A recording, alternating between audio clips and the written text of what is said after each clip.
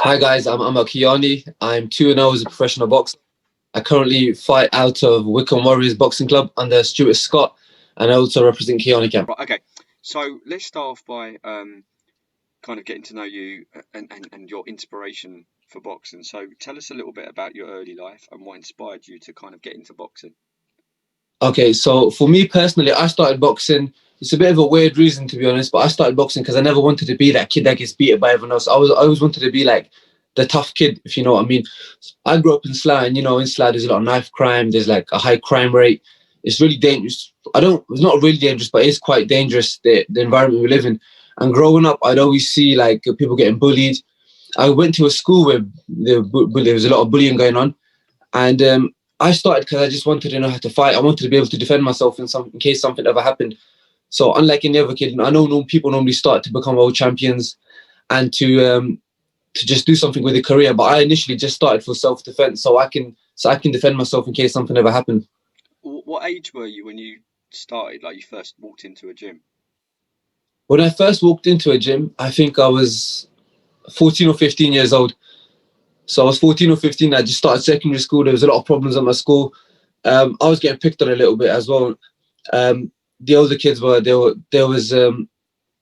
were bullying me a little bit, so I had to learn how to defend myself. I mean, I didn't want to go boxing so I could beat them up. I wanted to just learn how to defend myself just in case they ever got to it. So when you're at school, obviously Slough's quite a diverse kind of area. Was it Mhm. were you getting picked on because of, like, say, race, or was it just because school's school and you just happened to be one of them kids?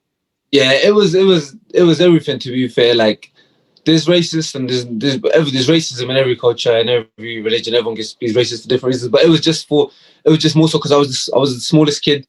In the school I was in, there was like literally there was no two ways about it. You had to be respected. Like you had to be the tough guy, or you had to be the guy that affiliates himself with the tough guy. And I always wanted to be the tough guy. So I didn't really have the best mentality growing up. My mentality was, oh, if I can learn how to fight, no one's gonna pick on me, and I'll be okay. I'll be able to get through school quite good. Yeah, at school it's a weird situation, isn't it? Because you don't really think about kind of, like, you don't forward think like you do as an adult, or see the big picture. You just, all you're trying to do is trying to kind of get the best group of friends and mess Yeah. about and what have you. Was that the kind of like the mentality that you kind of had at that time?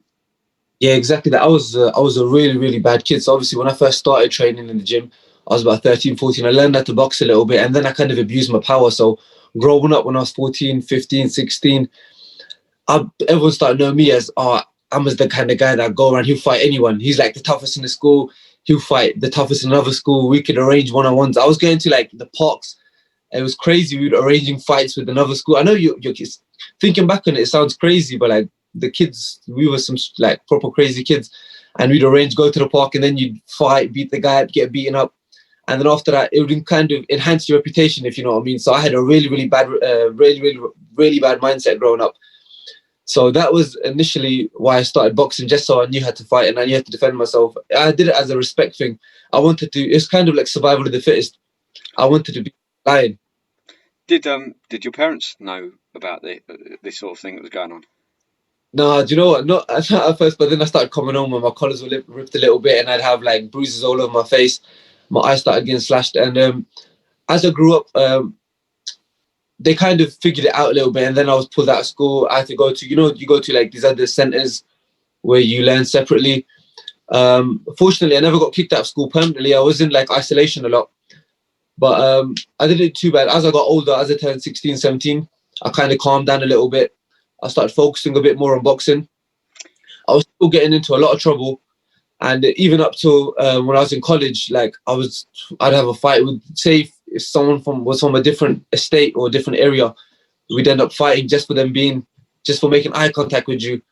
And it's stupid because now most of the teeth, like my teeth in the front of my mouth, they're all fake teeth, and it's stupid because now as an adult you think I have to get these teeth get discolored every couple of years, and you've got to pay hundreds of pounds to get them colored again, and you've got to get them filed again and made them straight. So it's bad, man. It's like I've got fake teeth in my mouth, and I'm only 25 now, 26 now.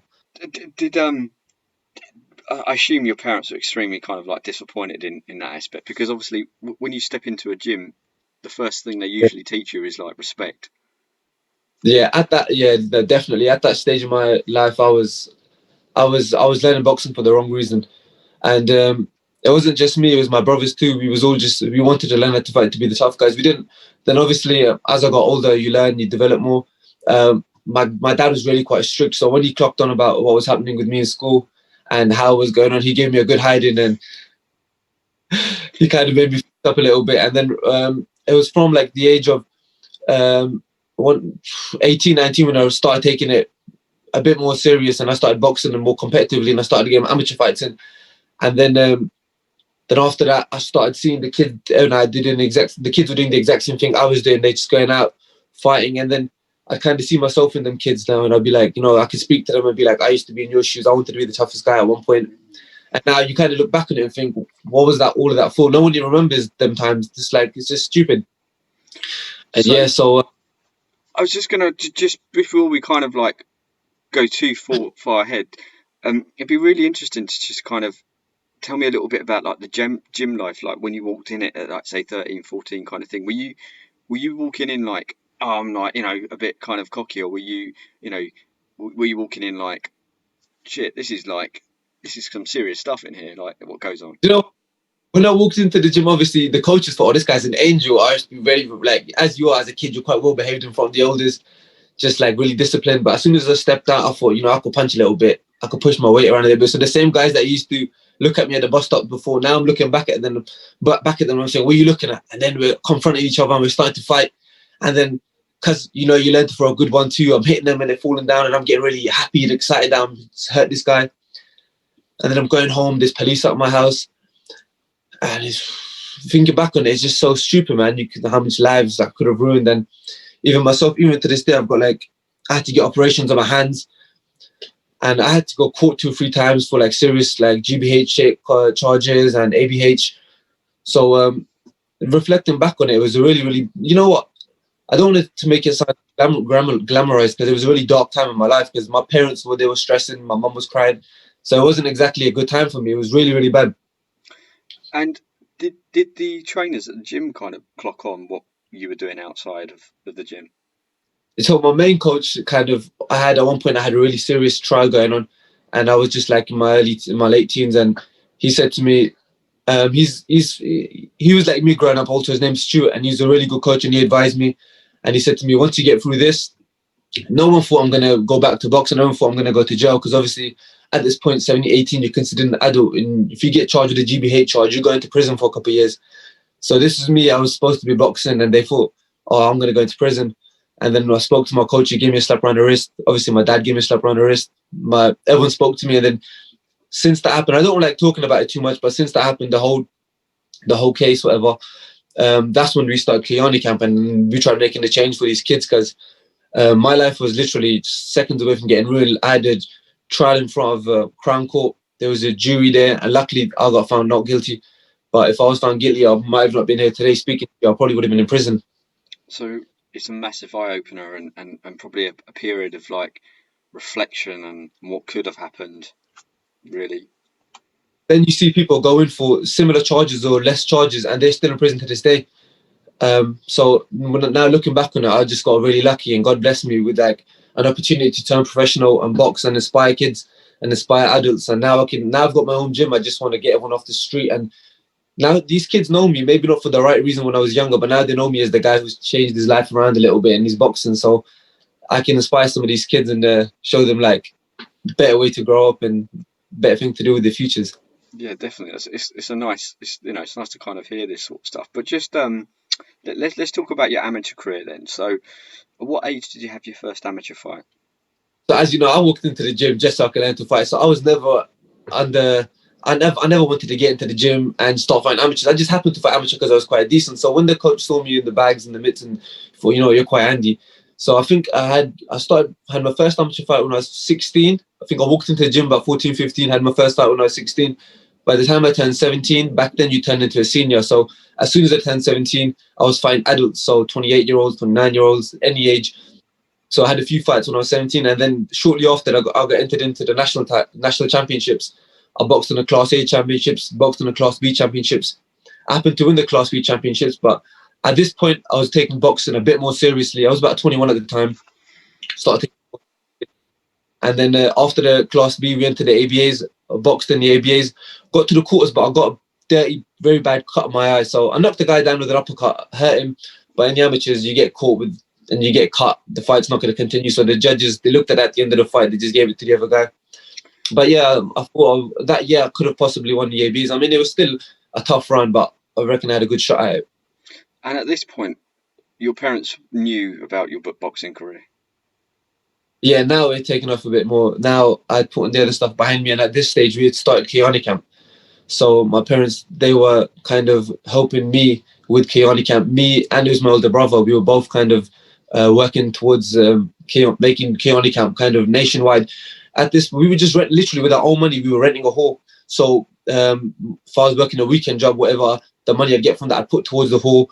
I would let the kids in. I mean, I wouldn't charge the kids that couldn't pay for it, but the money that I did get, I'd put it towards the hall and just the gloves and the equipment. So we were doing this twice a week, and we did it since 2016. We just carried on working. Obviously, before that, I was training at home, and kids were coming to my house. We were training in my back garden. I was going to their house. But when I had enough financial stability to open like a little, what was it, like kind of a hall, I did that. But now, hopefully, we're working towards a proper facility. And we was actually supposed to have something in the works, but obviously because of COVID, everything got slowed down a little bit.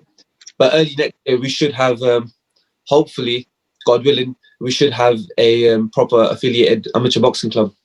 That's really good. And have you spoke to, like sponsors or council and what have you to see if you can get them on board?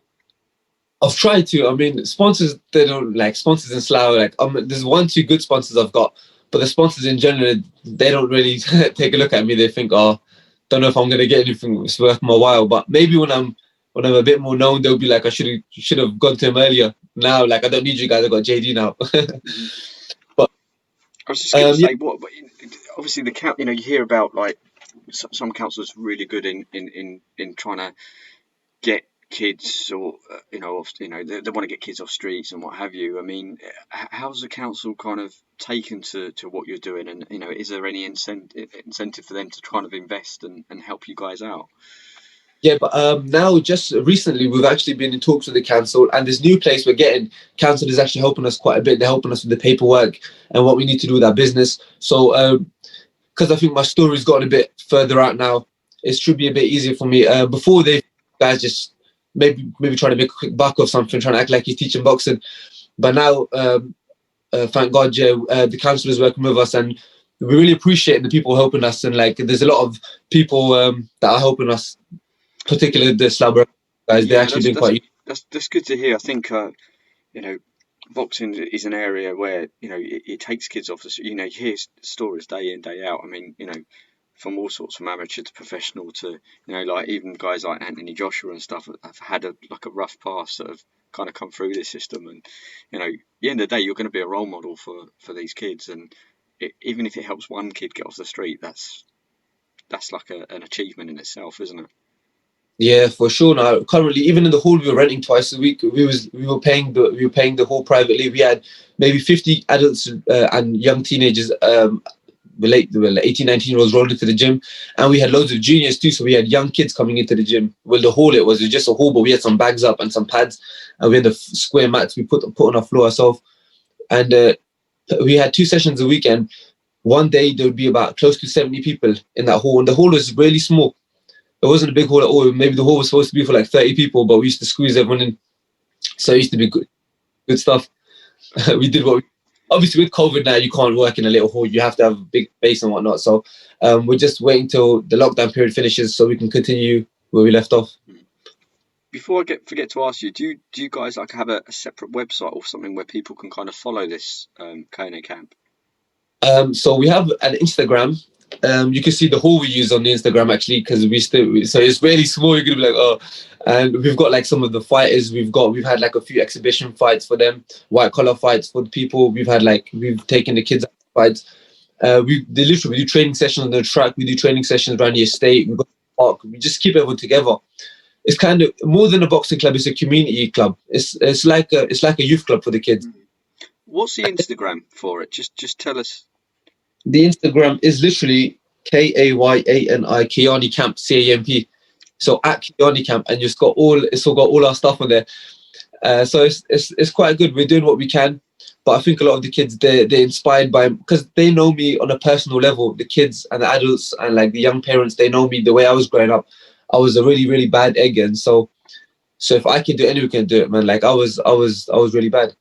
Yeah, that's a great achievement, and it shows that this sort of stuff can be done, and you don't have to kind of stay on the streets and misbehave. You can kind of pull your socks up and turn your life around, as you have done.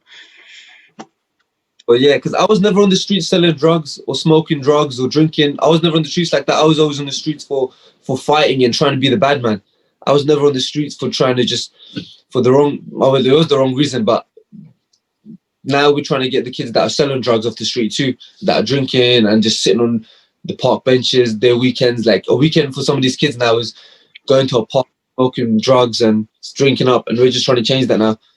Yeah, that's good. All right, so your amateur career, obviously, that kind of came to a halt.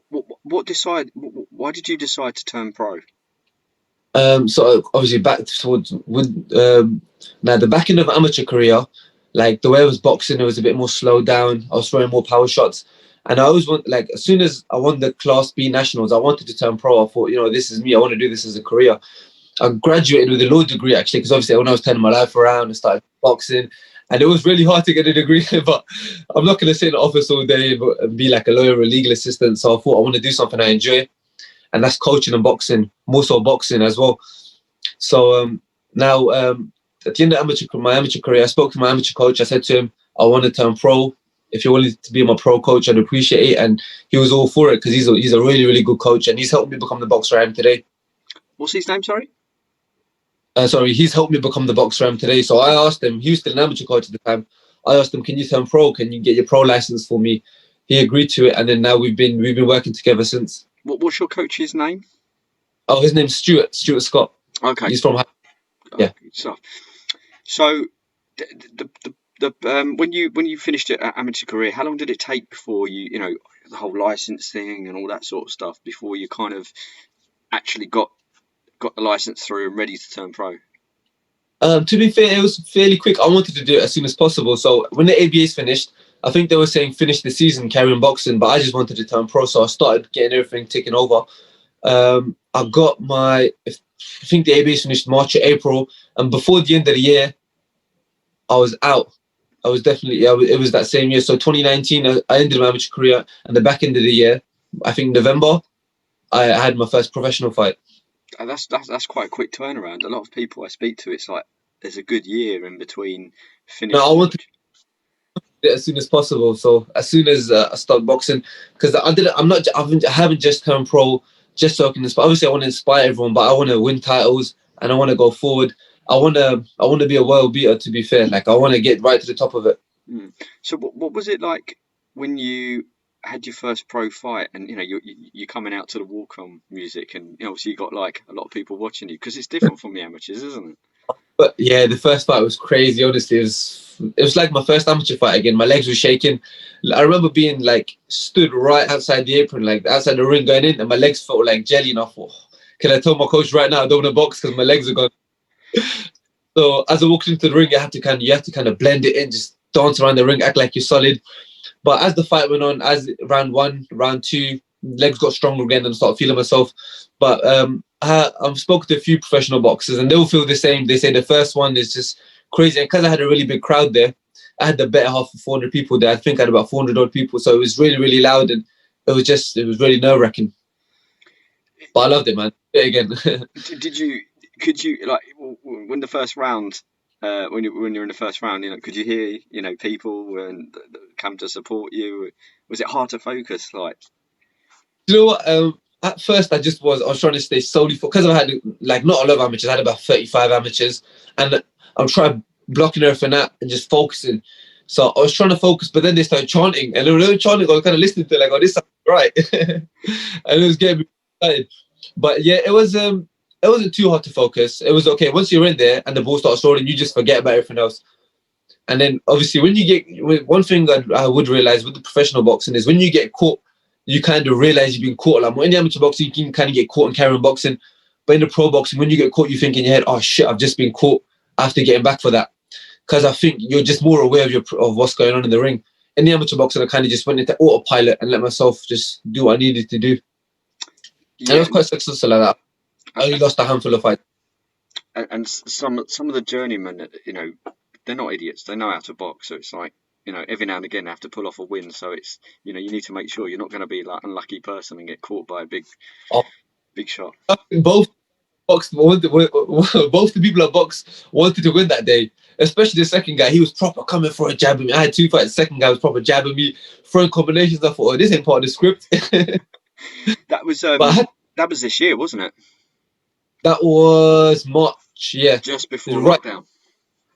Literally just as lockdown commenced, I had that fight and I knocked him out. It was a really good fight, but I have to give the guy credit, the journeyman. I forgot his name right now, but he was quite handy. He was a good boxer. Yeah. You fought on Steve Goodwin's show. You're signed to Steve Goodwin, aren't you? Yeah, he's my manager. Steve Goodwin's my manager. Yeah. Tell me how did you two kind of come together? And, you know, did you have a lot of options, and did you do the rounds to other promoters and what have you? To be fair, I've sent out a few emails because when I turned pro, I didn't really have another professional boxer that could guide me, so I had to do it myself. So I just kind of sent out a few emails randomly, and I mean, I got a few people come back to me, but Steve got back to me first, and he's literally one of the nicest guys you're ever going to speak to. Like, he was so genuine, and he explained everything to me. I went to see him, and as soon as I went to see him the first time, I was sold to him, and he was literally a sweetheart. He was so nice. He explained everything to me. He explained to me how professional boxing is and what the process is. So I thought, you know what, I want someone like him. He might not be like the most known, but he's the most genuine, and he can get you onto various platforms and you can build with him. So I think it's definitely the right choice for me.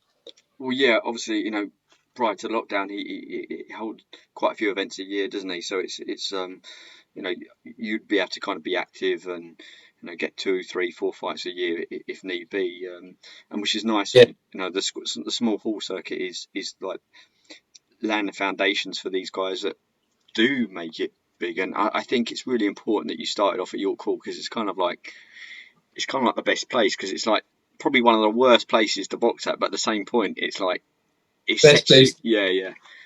It's the best and worst, exactly. Now, literally, you know, I used to watch fights at York Hall, and I always thought to myself, imagine boxing in there, how nerve-wracking it'd be. Everyone's so close to the ring. And then I had my debut there, so I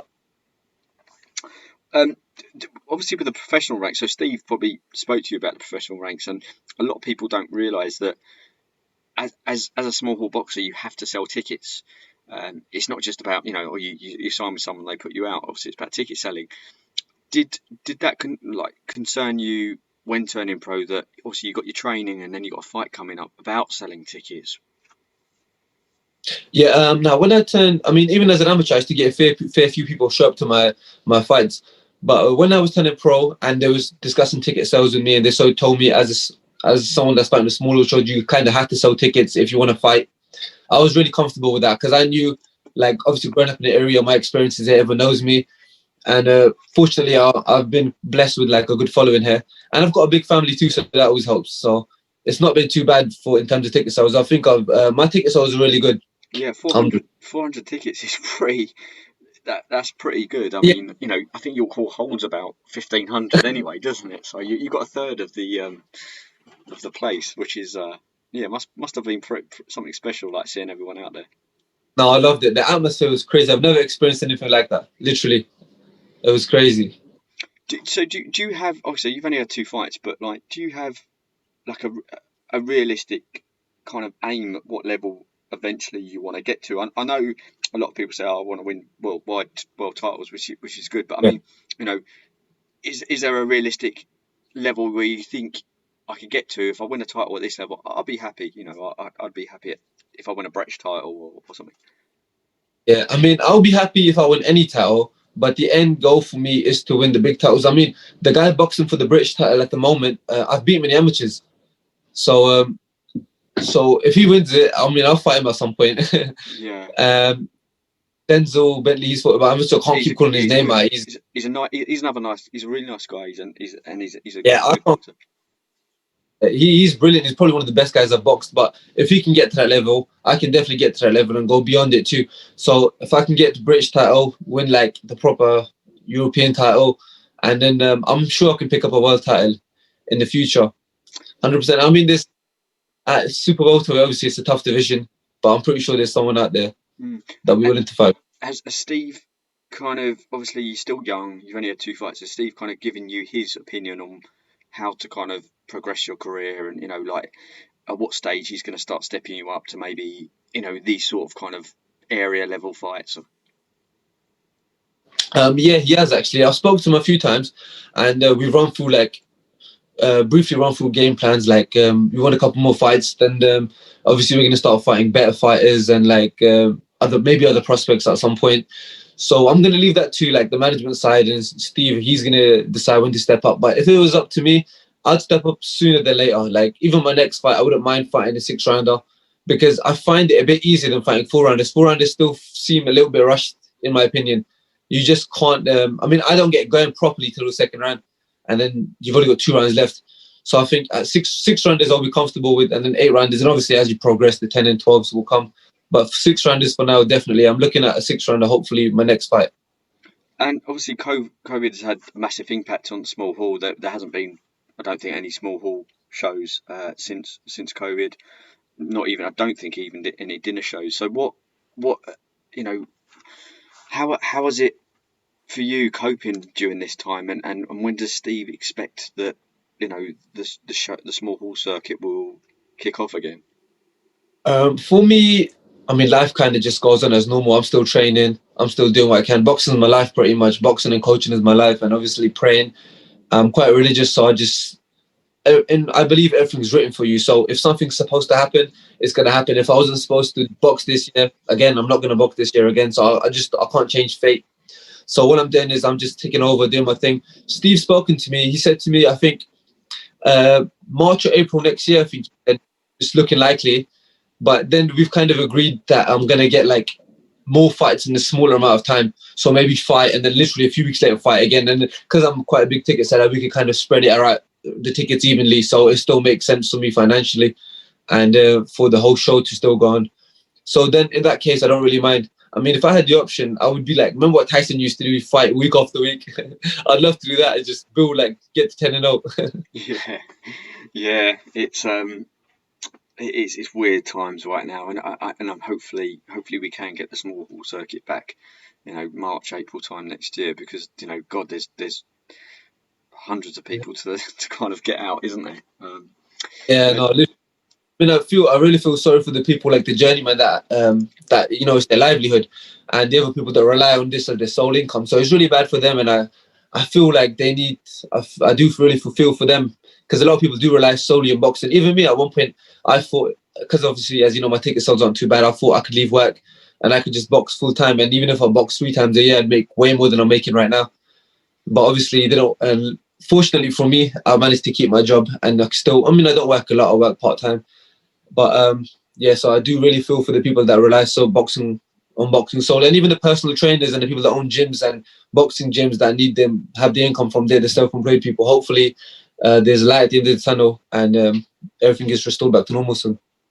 Yeah, so that leads me on to the next question then. So you've had, with your boxing career, once you reach, let's say you reach a certain goal, and what kind of age do you see yourself staying in the sport till? Do you know what? I'll stay as long as I'm fit and mentally okay, and I could fight. I'll stay as long as I can, but I don't exactly have an age that I want to get out. I don't want to stay in for too long. If I take a lot of damage in my career, then maybe I want to step out a bit earlier. But I'll just leave. I'll see how my body feels. Like Bernard Hopkins says, just your body's your temple. Just treat your body good, and whenever you keep you going. So when body gives out on me, I think I'll call it a day. But for now, I think 50. Nah, joking, not 50, but I've got a couple of years in me. I'm not too sure how long I'm going to box for, but I'm going to leave that to God and whatever He has written for me. So you kind of got your gym on the side as well. So do you see life after boxing? Have you got a contingency plan in place, or do you have a plan outside of boxing? That obviously you got your degree, you got your gym. Yeah. Do you see yourself staying in boxing, or do you want to maybe return to the law side, or? Oh, nah. The law degree, I think I did that more so just to get my parents happy. I'm never going to go that. It's good to know your laws and whatnot, But I think after boxing, after my boxing career, I'm gonna stay within the sport and do some coaching. Hopefully, we're gonna get the Kayani camp. It's gonna be proper. It's gonna be a proper boxing club. We'll be able to get some proper funding for it and whatnot, and we'll be able to just do it full time. Hopefully. Yeah, that'd be good. Hopefully once kind of COVID's out of the way, maybe we'll pop up and maybe film some stuff for you, and maybe kind of get that out there a little bit for you as well. Pleasure, man. Hopefully, yeah, because we've got literally the bags and everything we need to put down. We've pretty much got them. We're just waiting for this to finish so we can start filling up the place and just finish off the rest of the contracts, whatever needs to be signed. Because you don't want to sign nothing right now because you're unsure when you're going to go back to the place. Yeah, no, absolutely. It's been it's been really like great speaking to you, and obviously hearing your story. And you've only had 2 fights. You're still kind of young in the game, and I think it'd be really, really nice to kind of see you kick on next year. So for people that may be watching this and don't know you, do you have your own social media so people can follow you? Yeah, my social media is Kayani_AMAR. So my surname and then my first name at Kayani_AMAR.